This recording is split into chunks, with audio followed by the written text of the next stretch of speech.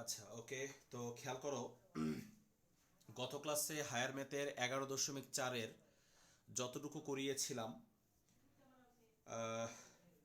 12, 13, 14, না সরি, 10, 11, 12, 10, 11, 12 পর্যন্ত করা হয়েছিল। তো আজকে করব হচ্ছে 14, 15, 16। 14, 15, 16 এই তিনটা অঙ্ক সেম নিয়মের। এই তিনটা অঙ্ক সেম নিয়মের এই তিনটা থেকে আমি যে কোনো একটা করে দিচ্ছি। তবে তিনটা থেকে যে কোনো একটা করে দেওয়ার আগে সবাই সুন্দর করে একটা নোট লিখে ফেলো। সুন্দর করে সবাই একটা নোট লিখে ফেলো। একটা নোট লিখে ফেলো সবাই। নোটটা হচ্ছে, আমি আস্তে আস্তে বলতেছি, সবাই লিখে ফেলো। কোনো সরল রেখা, কোনো সরল রেখা, কোনো সরল রেখা কোনো নির্দিষ্ট বিন্দুগামী হলে, কোনো সরল রেখা কোনো নির্দিষ্ট বিন্দুগামী হলে, অথবা কোনো সরল রেখা কোনো নির্দিষ্ট বিন্দুগামী হলে, অথবা কোনো বিন্দু, কোনো বিন্দু কোনো নির্দিষ্ট সরল রেখার উপর অবস্থিত হলে, অথবা কোনো বিন্দু কোনো নির্দিষ্ট সরল রেখার উপর অবস্থিত হলে, অথবা কোনো বিন্দু কোনো নির্দিষ্ট সরল রেখার উপর অবস্থিত হলে। প্রথম থেকে আবার বলতেছি, কোনো সরল রেখা কোনো নির্দিষ্ট বিন্দুগামী হলে, অথবা কোনো বিন্দু কোনো নির্দিষ্ট সরল রেখার উপর অবস্থিত হলে, ওই বিন্দু দ্বারা, ওই বিন্দু দ্বারা ওই নির্দিষ্ট সরল রেখাটি, ওই বিন্দু দ্বারা ওই নির্দিষ্ট সরল রেখাটির, ওই বিন্দু দ্বারা ওই নির্দিষ্ট সরল রেখাটির সমীকরণ সিদ্ধ হবে।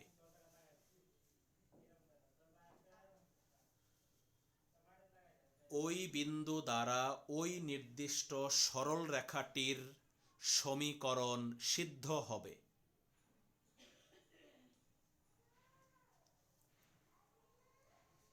প্রথম থেকে আবার বলতেছি আমি, কোনো বিন্দু কোনো নির্দিষ্ট, না সরি, কোনো সরল রেখা,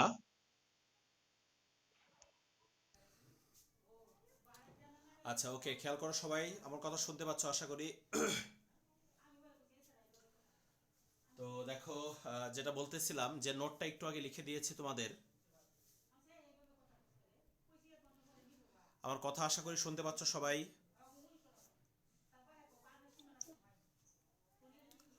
সবাই শুনতে পাচ্ছ?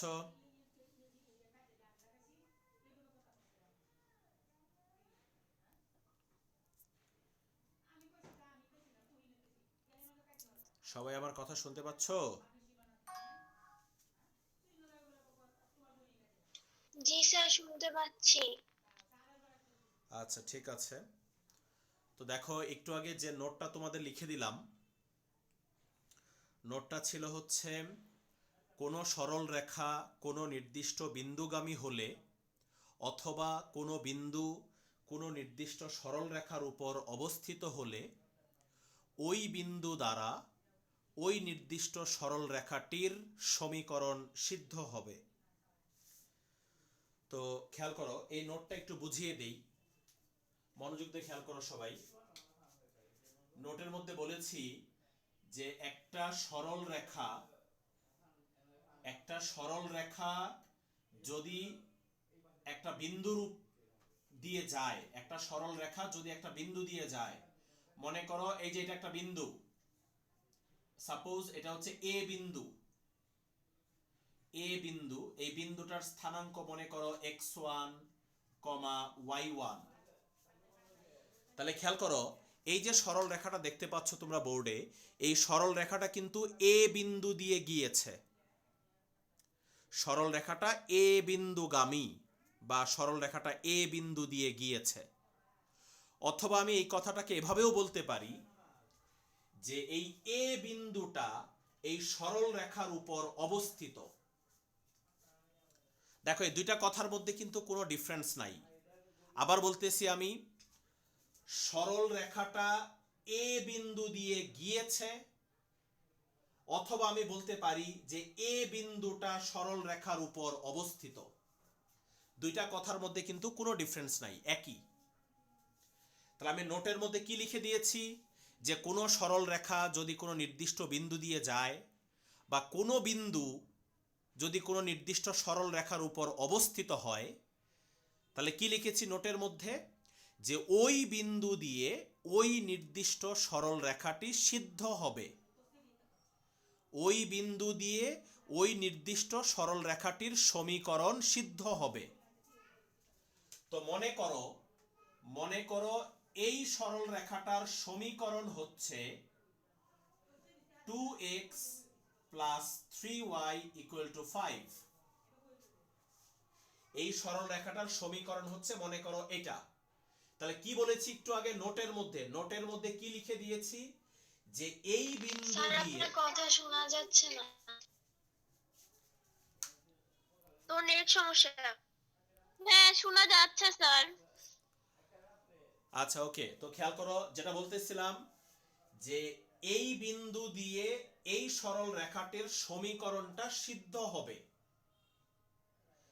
বিন্দুটা যদি সরল রেখার উপরে অবস্থিত হয়, তাহলে এই বিন্দুটা দিয়ে সরল রেখাটার সমীকরণ কি হবে, সিদ্ধ হবে।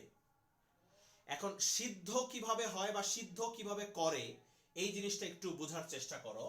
আমি এই বিন্দু দিয়ে এই রেখাটাকে সিদ্ধ করব। সিদ্ধ করার সিস্টেম হচ্ছে, এই x এর জায়গায় x1 বসবে, আর y এর জায়গায় y1 বসবে। x এর জায়গায় x1 বসবে, y এর জায়গায় y1 বসবে। এই সিস্টেমটাকে বলা হয় এই বিন্দু দিয়ে এই রেখাটাকে সিদ্ধ করা। তো দেখো সিদ্ধ করলে কি হবে, তাহলে 2x1 3y1 equal to 5 হয়ে গেছে। এই বিন্দু দিয়ে আমি এই রেখাটাকে সিদ্ধ করে ফেলেছি।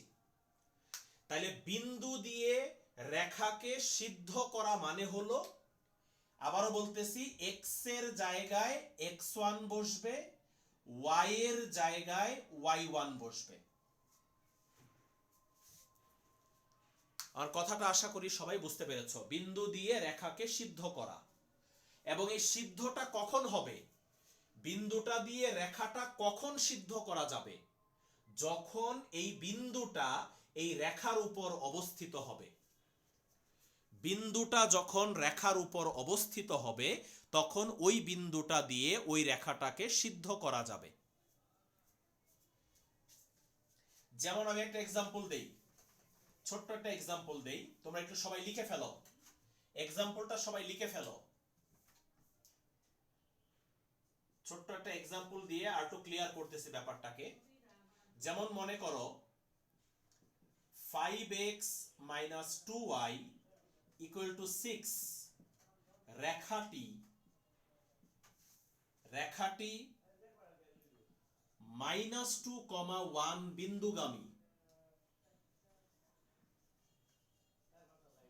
বিন্দুগামী, সরি এখানে রেখাটা একটু, এখানে আমি 2y না দিয়ে মনে করো এখানে আমি ay দিলাম। 2y না দিয়ে আমি দিলাম কি ay। 5x minus ay equal to 6। এই রেখাটি এত বিন্দুগামী হলে এ ইকুয়াল টু কত? এটা একটা ছোট একটা কোশ্চেন। এই রেখাটি এই বিন্দুগামী হলে এ ইকুয়াল টু কত? তো মাত্রই আমি তোমাদেরকে নোট দিয়ে লিখে দিয়েছি যে কোনো রেখা যখন কোনো বিন্দুগামী হবে তখন ওই বিন্দু দিয়ে ওই রেখাটাকে সিদ্ধ করতে হবে। তাহলে আমরা এই বিন্দুটা দিয়ে এই রেখাটাকে সিদ্ধ করব। কেন সিদ্ধ করব? কারণ এই রেখাটা এই বিন্দুগামী। আমি নোট দিয়ে লিখে দিয়েছি যে কোনো রেখা যদি কোনো বিন্দুগামী হয় অথবা বিন্দুটা যদি রেখার উপরে অবস্থিত হয় তাহলে ওই বিন্দু দিয়ে ওই রেখাটাকে সিদ্ধ করা যাবে। তাহলে এই কোশ্চেনের সলিউশন করলে আমরা এভাবে করব, যেহেতু 5x - ay = 6 রেখাটি -to 1 বিন্দুগামী,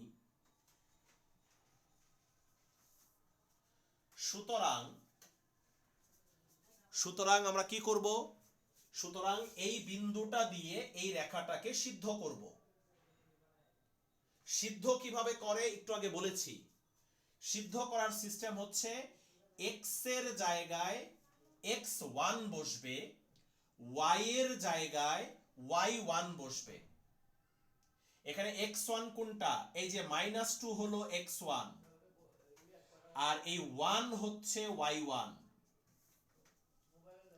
তাহলে সিদ্ধ করার সিস্টেম হচ্ছে x এর জায়গায় x1 বসবে, y এর জায়গায় y1 বসবে। চলো আমরা বসাই। x এর জায়গায় বসবে x1। x1 কত? x1 হচ্ছে -2। এই যে x এর জায়গায় x1 বসাইলাম। আর y এর জায়গায় বসবে y1। y1 কত? y1 হচ্ছে 1 = 6। তাহলে বা এখানে আসতেছে -10 - a = 6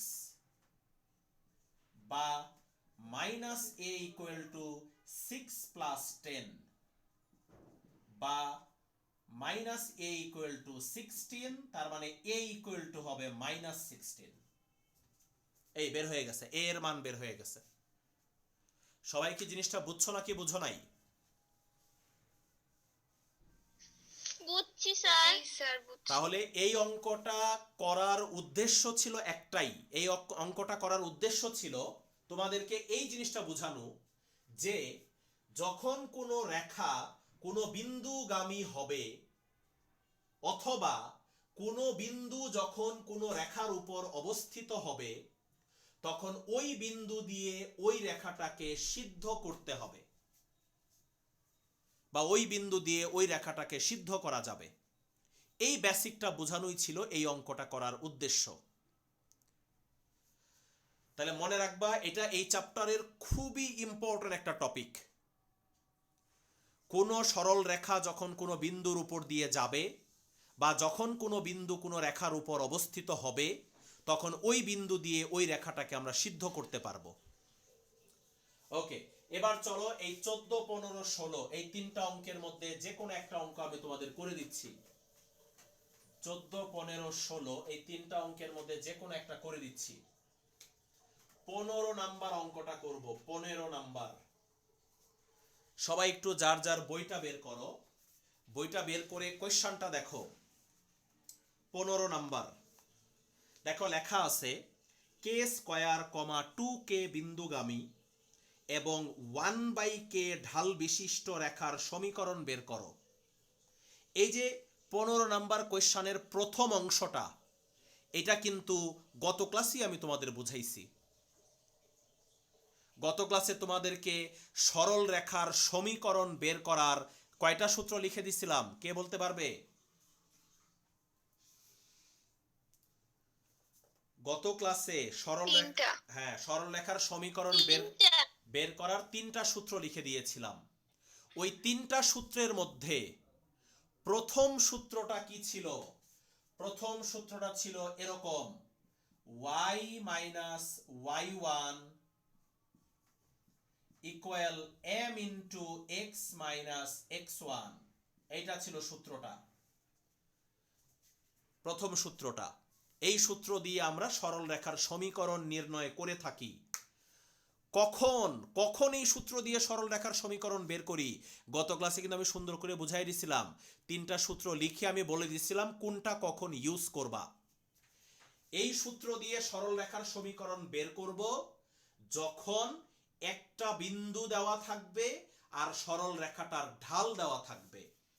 মনে করে দেখো, আমি বলেছিলাম যখন একটা বিন্দু দেওয়া থাকবে এবং সরল রেখাটার ঢাল দেওয়া থাকবে, তখন আমরা এই সূত্র দিয়ে সরল রেখার সমীকরণটা বের করব। তো এখানে দেখো একটু 15 নাম্বার কোশ্চেনের প্রথম অংশে খেয়াল করে দেখো। 15 নাম্বার কোশ্চেনের প্রথম অংশে দেখো লেখা আছে, এত বিন্দুগামী এবং 1/k ঢাল বিশিষ্ট রেখার সমীকরণ।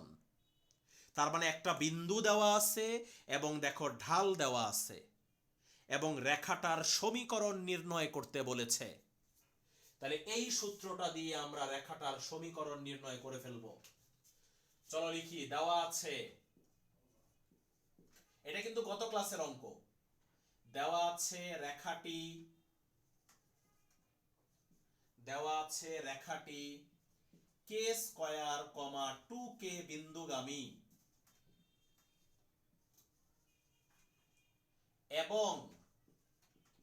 এবং রেখাটির ঢাল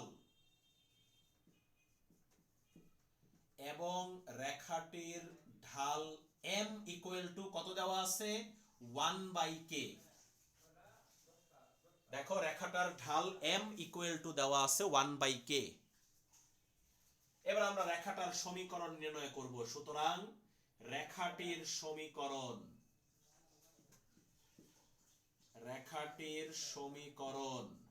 এই যে এই সূত্র দিয়ে বের করব। এই সূত্র দিয়ে, এই যে বিন্দুটা হলো x1 y1, এই যে x1 হলো k স্কয়ার আর y1 হচ্ছে 2k। এই যেটা x1 y1 আর m এর মান হচ্ছে 1/k। চলো এই সূত্রের মধ্যে বসাই, y মাইনাস y1, এই যে y1 কত? y1 হচ্ছে 2k সমান m কত? m হচ্ছে 1/k into x minus x1 কত? x1 হচ্ছে k স্কয়ার। এই যে এই সূত্রের মধ্যে বসিয়ে দিয়েছি। সবাই কি বুঝেছো না বুঝো নাই?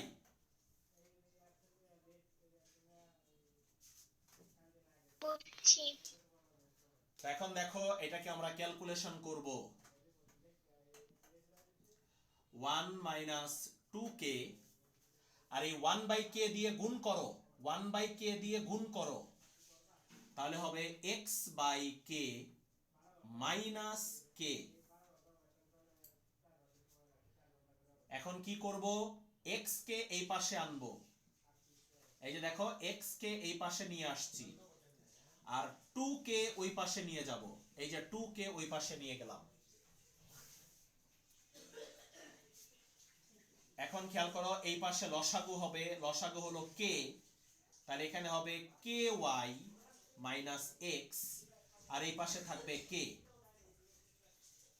এবার আড়াআড়ি গুণ করো, আড়াআড়ি গুণ করলে ky minus x equal to k square. এটাই হচ্ছে রেখাটার সমীকরণ, অর্থাৎ 15 নাম্বার কোশ্চেনের প্রথম অংশ এটা। দেখো প্রথম অংশে বলেছে রেখাটার সমীকরণ নির্ণয় করো। এটাই হচ্ছে রেখাটার সমীকরণ। এবার চলে যাচ্ছি এই কোশ্চেনের সেকেন্ড অংশে। সেকেন্ড অংশ দেখো, সবাই একটু কোশ্চেনটা দেখো। সেকেন্ড অংশে বলেছে যদি রেখাটি -1 বিন্দু দ্বারা অতিক্রম করে তবে কে এর সম্ভাব্য মান নির্ণয় করো। কি বলছে? যদি রেখাটি -1 বিন্দু দ্বারা অতিক্রম করে। আচ্ছা, কোন রেখাটি? এই যে বলছে যে যদি রেখাটি, কোন রেখাটার কথা বলতেছে? এই যে এই রেখাটার কথা বলতেছে। এই যে এটা যেটা আমরা বের করছি মাত্র, যে রেখাটা মাত্র আমরা বের করেছি, এই রেখাটার কথা বলতেছে। এই রেখাটা -1 বিন্দু দ্বারা অতিক্রম করে। তাহলে এটাকে 1 নং সমীকরণ দিয়ে দিলাম। এই রেখাটা -1 বিন্দু দিয়ে অতিক্রম করে, তার মানে কি এই রেখাটা -1 বিন্দু দিয়ে যায়। এই রেখাটা -1 বিন্দু দিয়ে যায়। আর আজকের ক্লাসের শুরুতে যে নোট লিখে দিলাম, ওই নোটের মধ্যে কি বলেছি একটু আগে সুন্দর করে বুঝাইছি, যে কোনো রেখা যখন কোনো বিন্দু দিয়ে যাবে, তখন ওই বিন্দু দিয়ে ওই রেখাটাকে সিদ্ধ করতে হবে।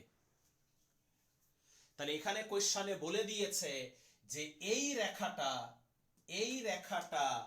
-1 বিন্দু দিয়ে যায়।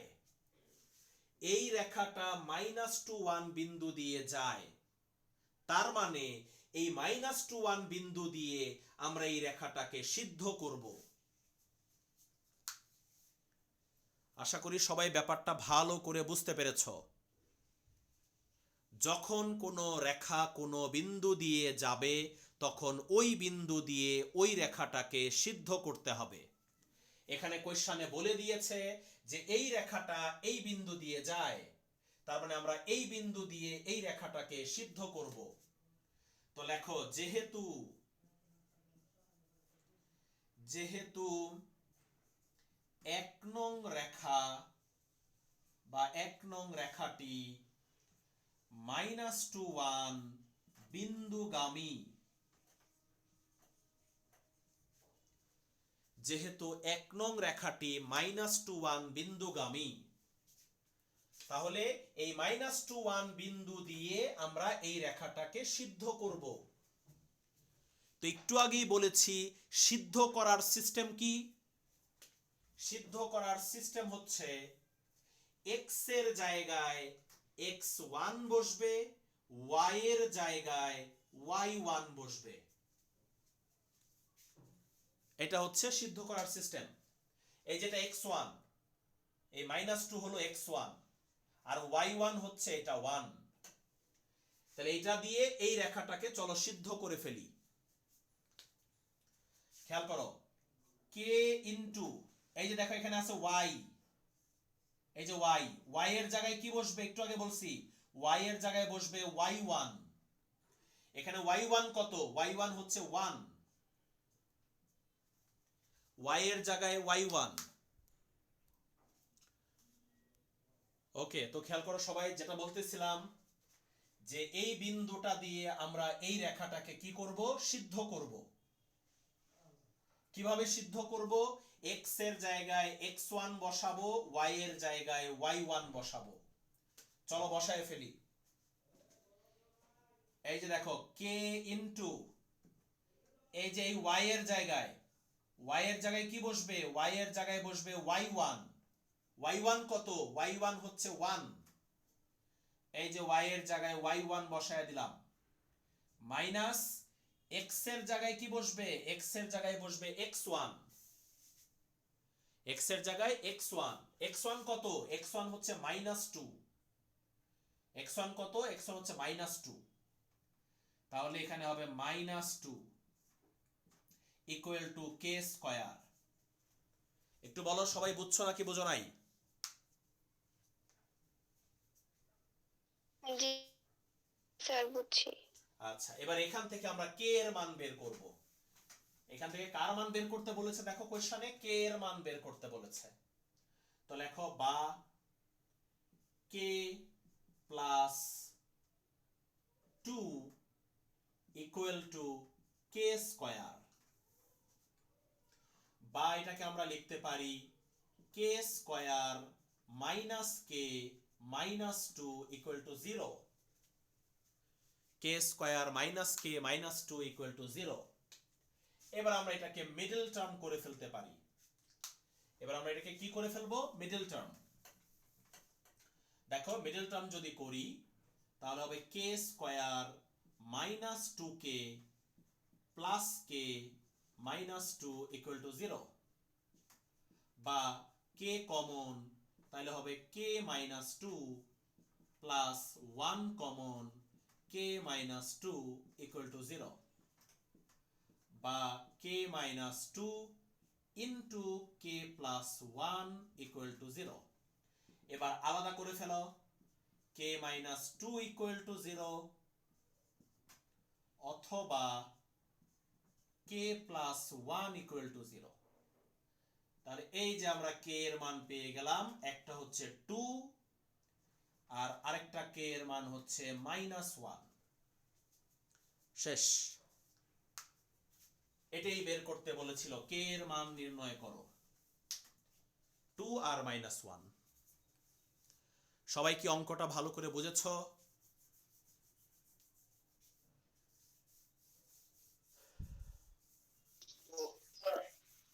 জি স্যার। আচ্ছা, ওকে। তাহলে এই অঙ্কটার কিন্তু দুইটা পার্ট ছিল। এই অঙ্কটার দুইটা পার্ট। প্রথম পার্টে আমরা রেখাটার সমীকরণ বের করেছি ওই যে গত ক্লাসের সূত্র দিয়ে, আর সেকেন্ড পার্টে আমরা নতুন একটা জিনিস করেছি যেটা আমরা আজকে শিখলাম। কি শিখলাম? কোনো রেখা যখন কোনো বিন্দুগামী হবে বা কোনো রেখা যখন কোনো বিন্দুর উপর দিয়ে যাবে, তখন ওই বিন্দু দিয়ে ওই রেখাটাকে সিদ্ধ করতে হবে। আর সিদ্ধ কিভাবে করে? এক্স এর জায়গায় x1, ওয়াই এর জায়গায় y1 বসিয়ে আমরা কি করব? সিদ্ধ করব। তাহলে 14, 15, 16 এই তিনটা অঙ্ক একদম একই নিয়মের। আমি 15 নাম্বারটা করে দিয়েছি, তোমরা নিজেরা 14 আর 16 বাসায় করে ফেলবে ইনশাল্লাহ। সমস্যা হলে আমাকে বলবা, তাহলে আগামী ক্লাসে ইনশাল্লাহ আমি বুঝাইয়া দিব।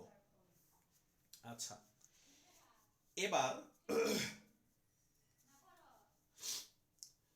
এবার এই চ্যাপ্টারের নেক্সট আরেকটা গুরুত্বপূর্ণ বেসিক চলে যাব। আজকে শুধু এই বেসিকটা বুঝিয়ে দিব, আগামী ক্লাসে এটার অঙ্ক করব ইনশাল্লাহ আমরা। একটু লিখে ফেলো সবাই সুন্দর করে, নোট দিয়ে লিখে ফেলো। নোট নোট দিয়ে সুন্দর করে লিখে ফেলো। নোট দিয়ে লেখো, দুটি রেখার ছেদবিন্দুর স্থানাঙ্ক নির্ণয় করতে হলে দুটি রেখার ছেদবিন্দুর স্থানাঙ্ক নির্ণয় করতে হলে দুটি রেখার ছেদবিন্দুর স্থানাঙ্ক নির্ণয় করতে হলে ওই দুটি রেখার সমীকরণদ্বয়কে ওই দুটি রেখার সমীকরণদ্বয়কে ওই দুটি রেখার সমীকরণদ্বয়কে সমাধান করে ওই দুটি রেখার সমীকরণদ্বয়কে সমাধান করে এক্স এবং ওয়াই এর মান নির্ণয় করতে হবে। এক্স এবং ওয়াই এর মান নির্ণয় করতে হবে।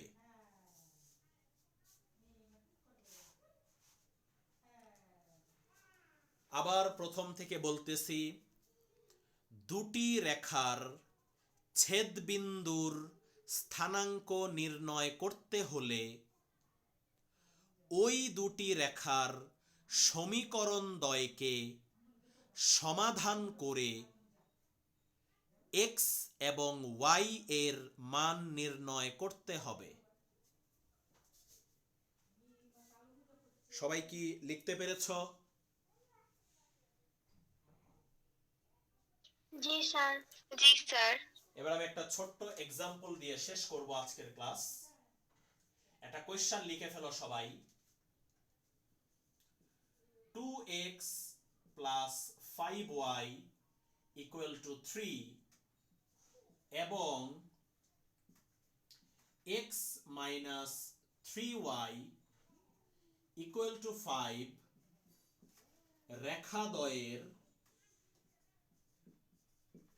রেখাদ্বয়ের ছেদবিন্দুর স্থানাঙ্ক নির্ণয় করো। এটাও এই অধ্যায়ের খুবই গুরুত্বপূর্ণ একটা বেসিক। দুইটা রেখার ছেদবিন্দুর স্থানাঙ্ক নির্ণয় করা।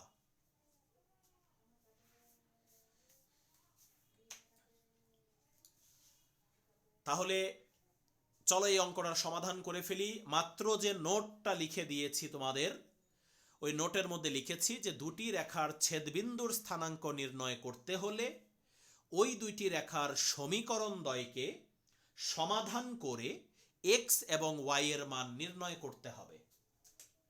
তাহলে এই যে দেখো এখানে দুইটা রেখার সমীকরণ দেওয়া আছে। তাহলে আমরা এই দুইটা রেখার সমীকরণ দুইটাকে সমাধান করে x এবং y এর মান নির্ণয় করে ফেলব। তাহলে প্রদত্ত রেখাদ্বয় শুরু করে দিয়েছি। প্রদত্ত রেখাদ্বয় 2x plus 5y equal to 3 R x minus 3y equal to 5। এই হচ্ছে দুইটা রেখা।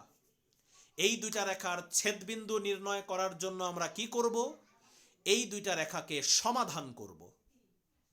সমাধান করে x এবং y এর মান নির্ণয় করব। আর সমাধান কিভাবে করব এটা তোমরা অনেকেই জানো। তোমরা পড়েছো কিন্তু ক্লাস 8-এ 9-এ উঠেও পড়েছো দুইটা সমীকরণকে সমাধান কিভাবে করতে হয়। মনে করে দেখো ক্লাস 8-এ তোমরা অপনয়ন পদ্ধতি পড়েছো, প্রতিস্থাপন পদ্ধতি পড়েছো।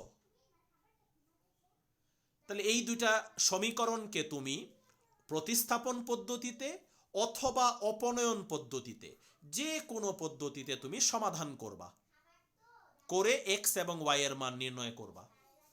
তো আমি অপনয়ন পদ্ধতিতে করে দেখাচ্ছি। অপনয়ন পদ্ধতিতে কি করতে হয় তোমাদের অনেকেরই জানা আছে। এই যে দেখো এখানে y এর সাথে আছে 3 আর উপরে দেখো y এর সাথে আছে 5। তাহলে উপরেরটা দিয়ে নিচেরটাকে গুণ করব, নিচেরটা দিয়ে উপরেরটাকে গুণ করব। এরকম অঙ্ক তো অবশ্যই তোমরা করেছো। তাহলে উপরে y এর সহগ কত? উপরে y এর সহগ হচ্ছে 5। তাহলে 5 দিয়ে গুণ করব 2 নং সমীকরণকে, আর নিচে y এর সহগ হচ্ছে 3 দিয়ে গুণ করব 1 নং সমীকরণকে। তো চলো করে ফেলি। স্যার এ করলে হয় না যে এক নংকে এক দ্বারা দুই দ্বারা গুণ করে? হ্যাঁ তাও হবে, তাও হবে। তুমি যদি x কে কাটাকাটি করতে চাও তাও হবে, সমস্যা নাই। আমি তো y কে নিয়ে চিন্তা করেছি, তুমি যদি x কে নিয়ে চিন্তা করতে চাও তাও হবে, নো প্রবলেম। x বা y যে কোনো একটা নিয়ে চিন্তা করলেই হবে। তো আমি y কে নিয়ে চিন্তা করতেছি, তাই আমি 1 নংকে 3 দিয়ে গুণ করব আর 2 নংকে 5 দিয়ে গুণ করব। এত করে পাই 1 নংকে 3 দিয়ে গুণ আর 2 নংকে 5 দিয়ে গুণ। দেখো 1 নংকে যদি 3 দিয়ে গুণ করি তাহলে হবে 6x plus 15y equal to 9। 1 নংকে 3 দিয়ে গুণ করলাম আর 2 নংকে 5 দিয়ে গুণ করব, তাহলে 5x minus 15y equal to 25। তাহলে দেখো 15y কাটা, তাহলে এই পাশে আসতেছে 11x আর ওই পাশে আসতেছে হচ্ছে 34। তাহলে x ইকুয়াল টু আমরা পেয়ে যাচ্ছি 34/11। এটা হলো x এর মান। এবার এই x এর মানটা 1 নং বা 2 নং যে কোনো একটাতে আমরা বসিয়ে দিব। x এর মান 2 নং এ বসিয়ে, আমি 2 নং এ বসাচ্ছি। x এর মান 2 নং এ বসিয়ে 34/11 মাইনাস 3y ইকুয়াল টু 5, বা 34/11 মাইনাস 5 ইকুয়াল টু 3y, বা 3y সমান লসাগু করলে 11 হচ্ছে লসাগু, তাহলে এখানে হবে 34 মাইনাস 55, বা 3y সমান উপরে আসতেছে কত মাইনাস 11, না সরি 11 না, মাইনাস 21, উপরে আসতেছে মাইনাস 21 আর নিচে হচ্ছে 11, তাহলে বা y সমান কি হবে মাইনাস 21/33, এই হচ্ছে y এর মান। তাহলে x এর মান বের হয়েছে 34/11, y এর মান বের হয়েছে মাইনাস 21/33। বাস, এখন আমরা এভাবে লিখব, সুতরাং 1 ও 2 নং এর ছেদবিন্দুর স্থানাঙ্ক, 1 ও 2 নং এর ছেদবিন্দুর স্থানাঙ্ক, x এর মান কত 34/11 আর y এর মান মাইনাস 21/33। এই হচ্ছে দুইটি রেখার ছেদবিন্দুর স্থানাঙ্ক নির্ণয় করার সিস্টেম। এরকম যে কোনো দুইটা রেখার সমীকরণ দিয়ে যদি তোমাকে বলা হয় যে দুটি রেখার ছেদবিন্দু নির্ণয় করো বা ছেদবিন্দুর স্থানাঙ্ক নির্ণয় করো, তাহলে এই সিস্টেমে সমাধান করে x আর y এর মানটা বের করে ফেলবা। x আর y এর মান যা হবে তাই হচ্ছে ওই দুইটা রেখার ছেদবিন্দুর স্থানাঙ্ক। ওকে, তো এখানে হয়তো তোমরা একটু দেখে ভয় পাইতে পারো যে স্যার আপনার x আর y এর মানগুলা তো খুব মারাত্মক এসেছে, এত বড় বড় ভগ্নাংশ আসছে, বাট আমরা যখন অনুশীলনীর অঙ্ক করব তখন দেখবা যে এত মারাত্মক ভগ্নাংশ আসবে না, আরো অনেক সহজ সহজ সংখ্যা বের হবে। হয়তো দেখবা x এর মান 2 বের হইছে, y এর মান 3 বের হইছে, বা x এর মান 3 বের হইছে, y এর মান -1 বের হইছে। এরকম সুন্দর সুন্দর সংখ্যা বের হবে, এরকম ভয়ঙ্কর সংখ্যা সচরাচর বের হবে না। বাট এটা হচ্ছে সমাধান করার সিস্টেম, অপনয়ন পদ্ধতিতে সমাধান করবা, বা তুমি চাইলে প্রতিস্থাপন পদ্ধতি যদি মনে থাকে তোমার, ওই পদ্ধতিতেও করতে পারো, তোমার ইচ্ছা। ওকে, তাহলে এই ছেদবিন্দুর স্থানাঙ্কের অঙ্কগুলো ইনশাল্লাহ আগামী ক্লাসে আমরা করব। আজকে এই পর্যন্তই থাকলো, ভালো থাকো সবাই, আল্লাহ হাফেজ।